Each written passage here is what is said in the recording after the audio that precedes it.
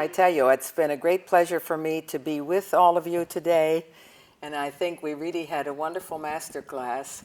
We covered a lot of beautiful repertoire, Dvorak, Prokofiev, Beethoven, Chopin, and I think it's fantastic what you have done here in Lugano to have this fantastic series of concerts and this wonderful cello festival, such great quality concerts.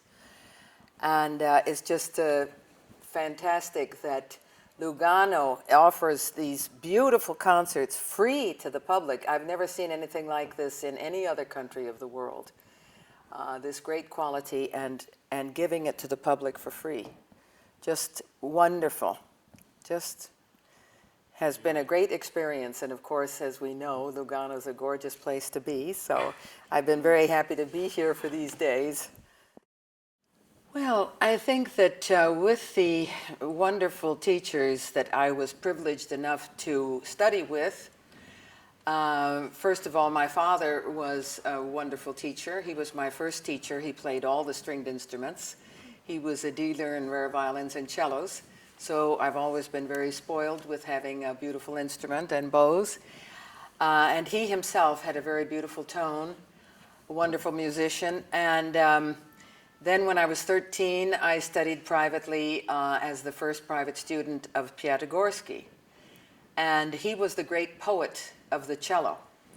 And my father, who had befriended Piatigorsky when he came for the first time to the United States, my father, since he was working, he became the manager of the fine violin department. I'm not sure whether at the time that he met Piatigorsky, he was the manager at that time or not. But he was working there, and Piatigorsky came in, and my father, being a wonderful linguist, he spoke many languages, he then was speaking with Piatigorsky, and he volunteered to go and get him at the hotel, bring him to the concert hall. And so when my father went and knocked on his hotel room door, Piatigorsky answered the door in his pajamas, and he said, "Gott sei Dank, dass Sie gekommen sind," because I was taking a nap and I didn't wake up on time. But I'm mentioning this story because he played that concert, and he said to my father, why is the concert hall not full? When I play in Russia, I have the same audiences like Horowitz, like Heifetz, like Rubinstein. Why is it like this?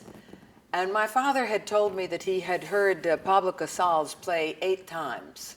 And he said you could count the number of people in the audience. And so my father said to Piatigorsky at that time, "You will be the one responsible for popularizing the cello." And indeed he was.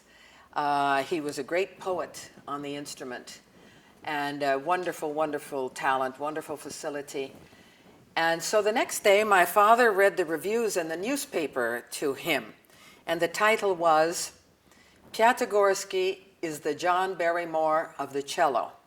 He misunderstood the meaning of that because John Barrymore was a famous actor, and he thought that the reviewer was referring to the way he played with his posture, you know, and so on. And when he came out on the stage, he was very dramatic. He would hold the cello up like this, you know, and walk out on the stage.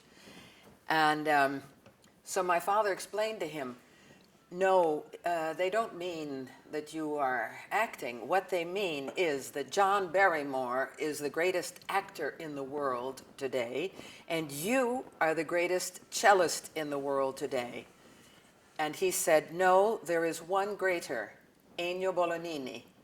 And that was the first time that my father heard Bolognini's name mentioned from Piatigorsky. And as Piatigorsky had performed with the Chicago Symphony, and Bolognini was the first cellist, of course, he saw him there, you know.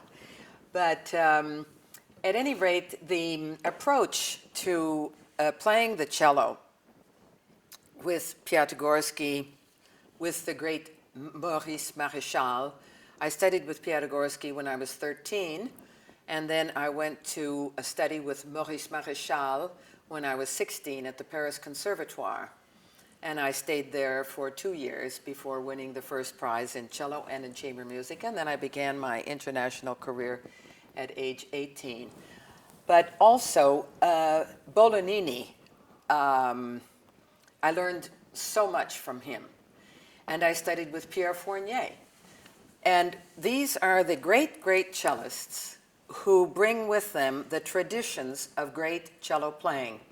And that genealogy that Mr. Schwartz made, very, very interesting.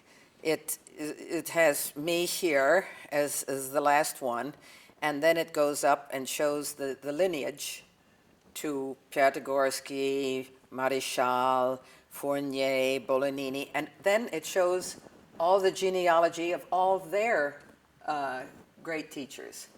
And in the case of Piatigorsky, Klengel, and so on and so forth.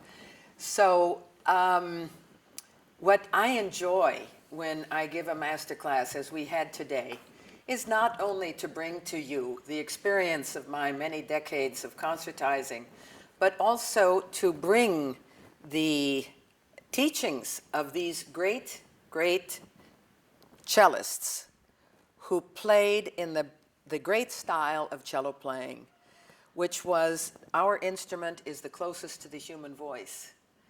We can do so much with the cello. Like, for instance, last night when I played that Chopin Nocturne.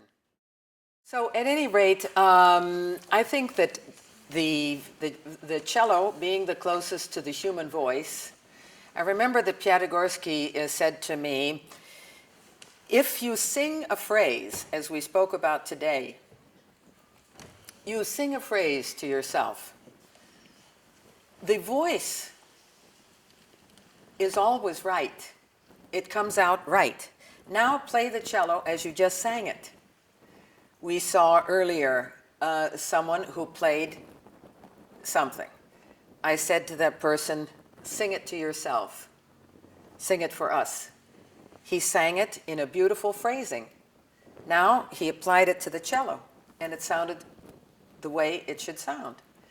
So I can only say that I have been very privileged and very fortunate to have studied with these great teachers. And that's what I hope always to give further. As my mother used to say, if one generation does not improve upon the last, there's something wrong. So I always hope that you will be better. And so we carry on with the traditions of great cello playing. And one generation should improve upon the other. For instance, when you look at how the cello developed, you know, I remember that Rubinstein, who was a very dear friend to me, and he always attended my concerts in Paris, and I spent many hours with him, a very magnificent man, as we all know. And he said to me, I am so happy that I had my career after the Second World War, because people needed music. After the disaster of war, they needed music. Now, even more than music, the cello is able to reach the human heart with its sound, with its expression. A painting is one thing, but music hits a special chord within every human being.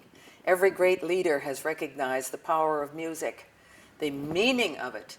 We all know that the signature of every era is its art and culture. Now, in our era of today, we are living in high technology. There has been a crescendo of technology in every aspect. Even, for instance, Rubinstein said to me, I hear all of these pianists, all these young pianists. They all play fast, but where is the music? Where is the music? You could say that about almost every instrument. That seems to be kind of a wave of this high technology, the era in which we are living. But in fact, getting back to the human voice, isn't that what people are moved by, something beautiful? And so, for instance, like what you have done here with this wonderful cello festival, this is just fantastic, because you're, like, for instance, the concerts that we have heard this week, each one has been special, each one. And I must say you're a fantastic programmer, Christian, because it was really marvelous what you have done here. And so indeed, I feel that people love the cello. Everybody always says the cello is my favorite instrument and nothing touches my heart as much as the cello. And that's true.